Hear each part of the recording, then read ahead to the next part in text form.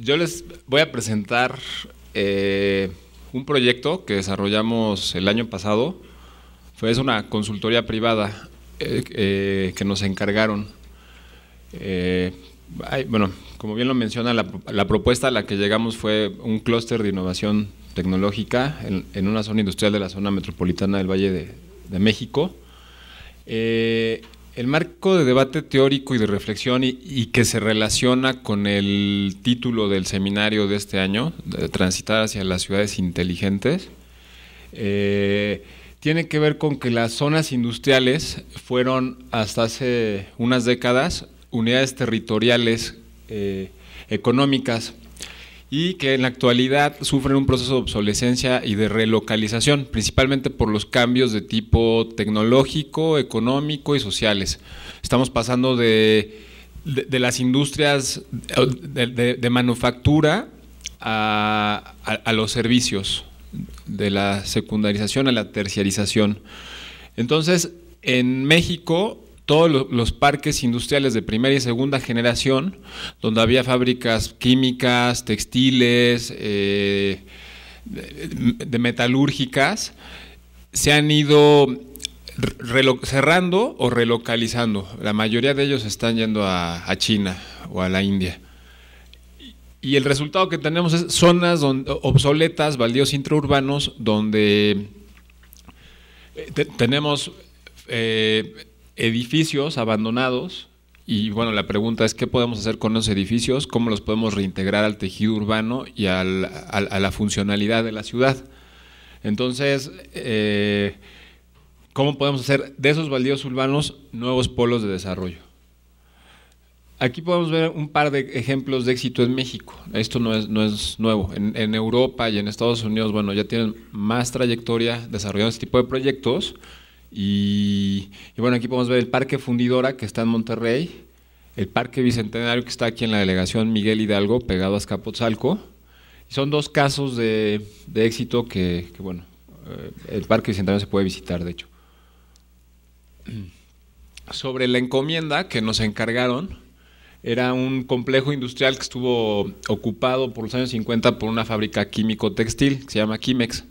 Aquí podemos, esto está más o menos, más adelante vamos a ver la ubicación, pero esto es la salida por Lechería, por Barrientos, no sé muy bien, sí, es donde está Calzada de Guadalupe y Periférico, carretera México-Querétaro. No, más al norte todavía, donde están los polos logísticos. Y aquí podemos ver lo que eran en esa época estos cerros. De hecho, los clientes, que son los dueños de esta propiedad, nos decían, bueno, en esa época no había nada, o sea, éramos nosotros y el campo. Y estas son las primeras imágenes de la propiedad. Ahora, los objetivos de la consultoría, la encomienda que nos encargaron eran muy claros. El primero era determinar el potencial de desarrollo inmobiliario, considerando su ubicación en una zona periférica y de carácter industrial, en la zona metropolitana. La segunda era evaluar los componentes físicos arquitectónicos para poder determinar la capacidad de reciclaje de las edificaciones industriales existentes. Y el tercero era elaborar un plan maestro proponiendo los usos, destinos y el modelo de negocio inmobiliario a desarrollar. Entonces, la presentación se va a dividir en 4 etapas. Cada una corresponde a uno de estos objetivos y la última son algunas conclusiones sobre el clúster, sobre el modelo de clúster. Entonces, la etapa A es el análisis urbano regional. Aquí podemos ver, esto es Quimex, esto es la carretera México-Querétaro, aquí está, ¿cómo se llama esta plaza? Bueno, ahorita lo vamos a ver más adelante, pero el outlet está más para acá. Y toda la zona, toda esta zona actualmente es la zona de los polos logísticos de mercancía, es la más importante del país. Llega toda la mercancía al centro y de ahí se distribuye al resto del país, ¿no? Estas áreas blancas son los polos logísticos. Entonces aquí algunos datos estadísticos, bueno, por las dimensiones del terreno y por la visión que queríamos darle al proyecto, consideramos una escala metropolitana. Entonces teníamos 2 delegaciones del Distrito Federal y 3 municipios del Estado de México. Algunos datos estadísticos, aquí podemos ver población, la superficie en kilómetros cuadrados, la densidad de población que es superior a la media, muy superior a la media nacional, aunque eso no es un dato muy significativo porque la media nacional es muy baja, digo, en general. Y un cruce de datos geoestadísticos, densidad de población, la densidad de la vivienda y los niveles socioeconómicos. Entonces podemos ver que es una zona que cerca hay el campo de golf, arboledas, toda la parte de, ¿cómo se llama esto? ¿No? Al norte de Satélite. La zona Esmeralda, exactamente. Y por otro lado tenemos zonas de nivel medio y bajo, es como una mezcla muy interesante de niveles socioeconómicos. Aquí podemos ver la ubicación en el contexto metropolitano. Esto es Kimex, más o menos por aquí está el centro histórico, o sea, por aquí estamos nosotros ahorita. Este es el aeropuerto. Y bueno, este es un análisis de accesibilidad y conectividad donde podemos ver pues las principales vialidades de acceso, los núcleos urbanos, Interlomas, Santa Fe, Coajimalpa, los kilómetros de distancia donde se encuentra Kimex, el tiempo y el costo para acceder a la propiedad. Más adelante les voy a explicar por qué se hizo todo este análisis, ¿no? Y los corredores de Insurgentes y de Reforma, que son los corredores corporativos y financieros. Aquí algunas imágenes sobre las vialidades para poder acceder. Tenemos la Chamapa Lechería, Lago de Guadalupe, el Boulevard Ávila Camacho, más o menos por aquí está las torres de Satélite y toda la parte de Azcapotzalco.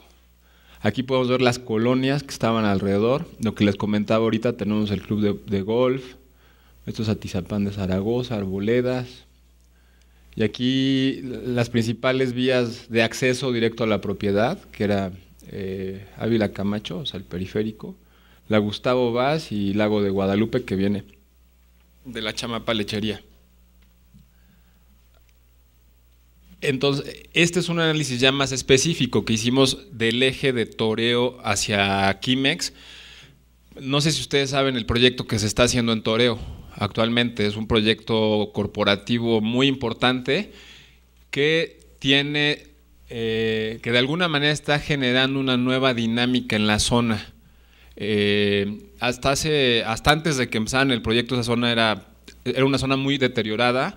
Actualmente ya se empezaron a hacer otros proyectos complementarios como el Museo de Fotografía de Pedro Meyer. No sé si los invito a que vayan a conocerlo, no sé si ya lo abrieron, pero es un museo muy padre de foto en un lugar, en unas naves industriales que lo restauraron, lo recuperaron y bueno, está ahí pegadito al Toreo y vale la pena.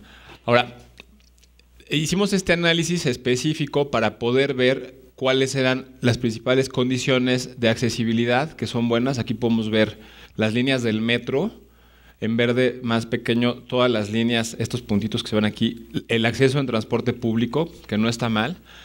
La zona se caracteriza por haber sido un importante polo de la industria de primera y segunda generación. Por ejemplo, en Naucalpan llegaron las primeras empresas que se instalaron en los años 30 durante la Primera Guerra Mundial. Ahí se fabricaba todos los uniformes y muchas cosas para los Estados Unidos, de hecho. Aquí tenemos otra planta industrial y esta otra, ¿no? Y ¿qué más tenemos aquí? Algunos de los equipamientos que hay. Ahora, las consideraciones que tenemos sobre el entorno, bueno, es que tenemos el Toreo. Este es otro proyecto nuevo que ya están por terminar, Forum Naucalpan, que son otros edificios corporativos, que se llama City Shops, que actualmente está funcionando muy bien. Todo lo que les presento es desde una perspectiva de economía urbana y de cambios de hábitos de trabajo. O sea, la presencia de nuevos corporativos en México se está dando de manera muy fuerte por el cambio del paradigma en la forma de trabajar y porque actualmente, para bien o para mal, con las reformas estructurales y con toda la inversión que se va a venir a México, no hay suficiente abasto de espacios corporativos para lo que se va a requerir. Entonces, aquí, bueno, lo que pudimos apreciar a partir del análisis era que todo este corredor empezó a partir de los proyectos Toreo y todos estos que están aquí, más la presencia del segundo piso, se empezó a consolidar, empezó a tener como cierta especialidad, no al nivel de Reforma o de Santa Fe, pero es otra zona de la ciudad que tiene potencial de desarrollo. Entonces, sí pudimos identificar la oportunidad de consolidar la vía de periférico como un corredor integral. Ahora, la siguiente pregunta era, ¿qué podemos hacer ahí como para contribuir a esta consolidación? La segunda parte del estudio tiene que ver más con una cuestión arquitectónica y de análisis interno de la propiedad. Aquí Ángel, que es egresado de la UAM Azcapotzalco, fue en gran parte autor y de la materialización de todo esto, que de hecho está aquí con nosotros, lo cual me da mucho gusto, porque al final de cuentas la modelización, ya, o sea, para los que son estudiantes, creo que es una súper herramienta para poder transmitir las ideas y los mensajes de lo que se quiere expresar. Aquí tenemos, bueno, este es el estado actual de Kimex, de la fábrica. Estas son algunas imágenes de cómo se encuentra hoy la propiedad. Podemos ver que son grandes complejos industriales. Esta es la volumetría. Aquí podemos ver el conjunto, son 134,000 metros cuadrados, 3 hectáreas, más o menos equivalentes a 13 manzanas del centro histórico, para que se den una idea. Aquí podemos ver los componentes de la fábrica ya en modelización y algunas imágenes de las vialidades.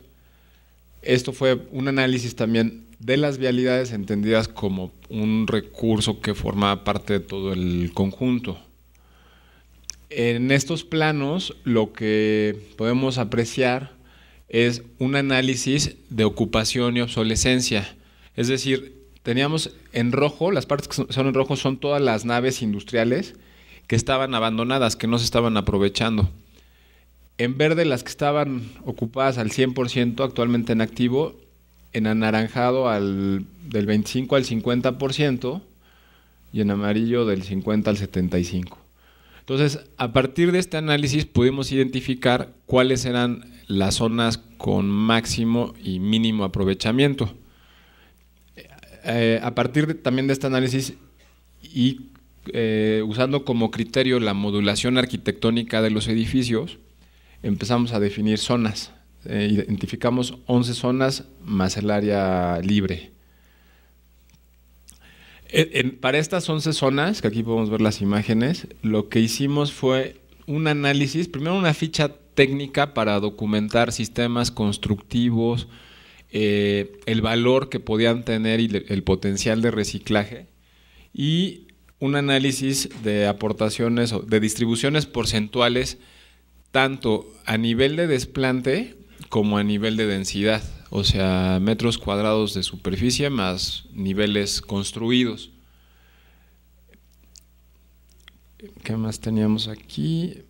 De ese análisis, lo que pudimos ver era el área construida de desplante y el área libre. Sacamos la distribución porcentual, que era 51-49, ¿no?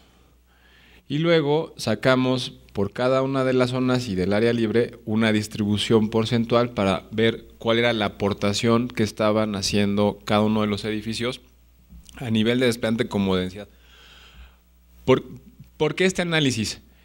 De alguna manera, cuando vamos a desarrollar algún proyecto y en términos de reciclaje, bueno, es importante, al final de cuentas todo es recursos y recursos significa dinero.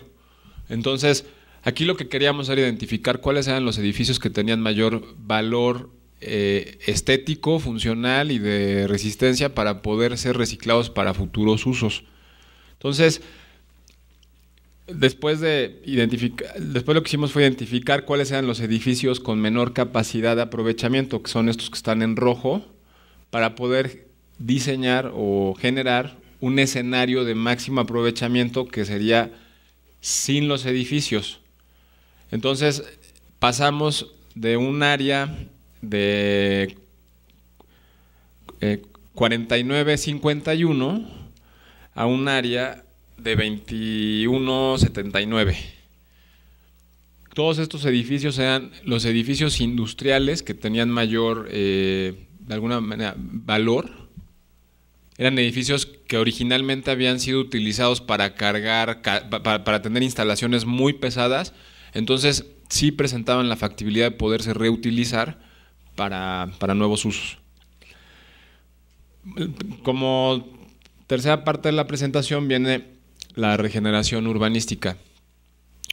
Una vez que terminamos todo nuestro análisis regional,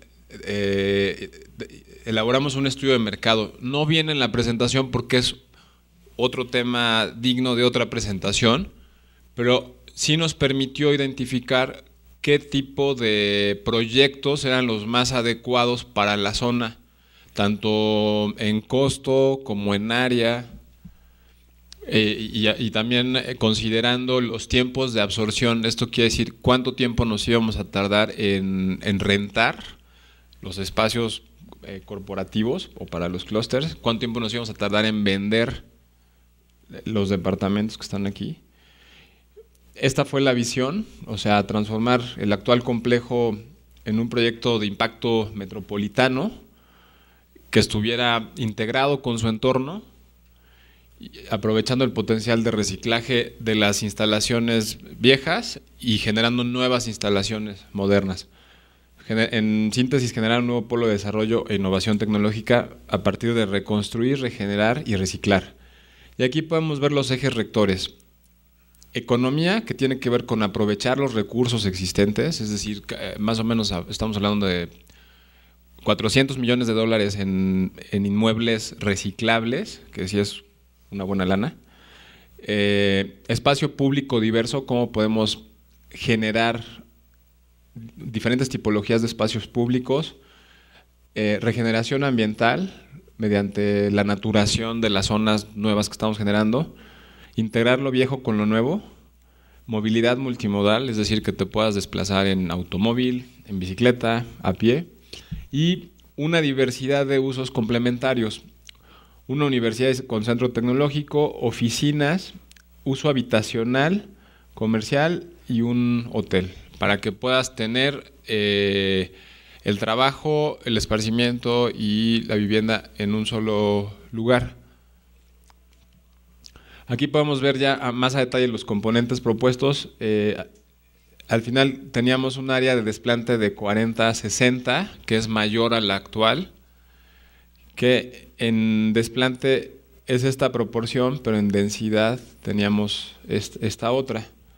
Estos eran los edificios corporativos y de clúster, el centro de innovación tecnológica o universidad, un hotel o una residencia. Por lo regular en los clústeres siempre tiene que haber tres componentes: las empresas, los estudiantes y los visitantes que vienen a hacer prácticas o a transmitir conocimiento. Y la idea era que este edificio, que es el que proponíamos reciclar, fuera un hub creativo, donde se pudieran juntar los representantes de las empresas, los investigadores, los estudiantes, y pudieran hacer ahí todo un laboratorio de ideas. En términos de regeneración ambiental y espacio público, lo que proponíamos era tener grandes plazas de arboladas, algunos bulevares arbolados también. Esta zona que era como un bosque, que ya estaba regenerado, y tener una tipología diversa de espacios. Aquí podemos ver la plaza principal con algunos de los edificios industriales que se proponía reciclar, en la parte de atrás, habitación.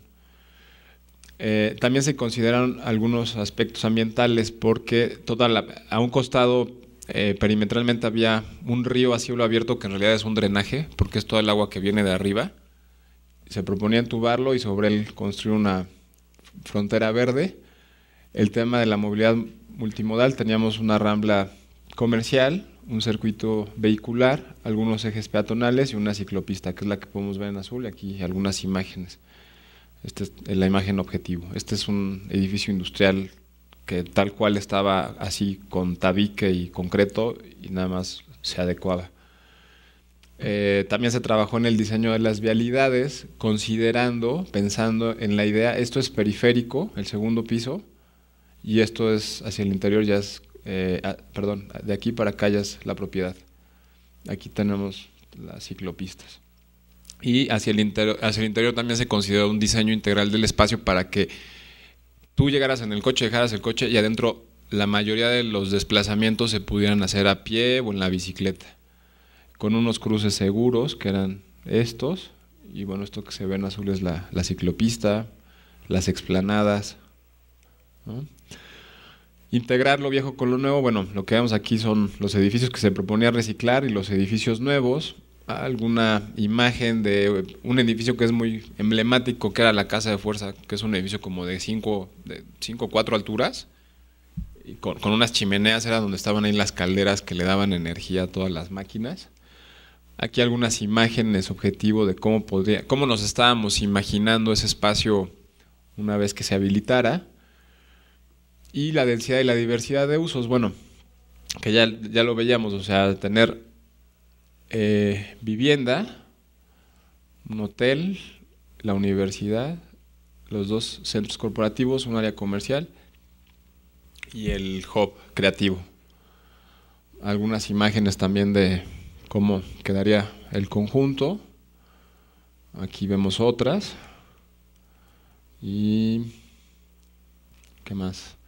Y bueno, obvio, hacer un desarrollo de esta magnitud implica una inversión muy fuerte, entonces teníamos también que explicarle al cliente cuáles tenían que ser los pasos para que pudiéramos, pues, tanto invertir, construir y luego capitalizar la inversión. Aquí ya se ve nuevamente el contexto, pero ya con el conjunto integrado.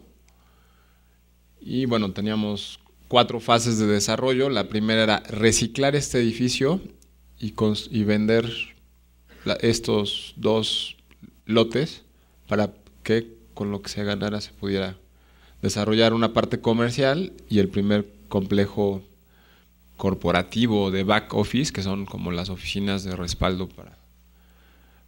Y aquí ya entraba la parte habitacional, que eran, ¿cuántas viviendas eran?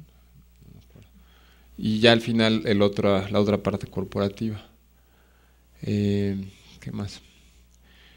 Y bueno, ¿cuál es, ya como última parte de la presentación, los fundamentos del clúster? ¿Cómo lo justificamos?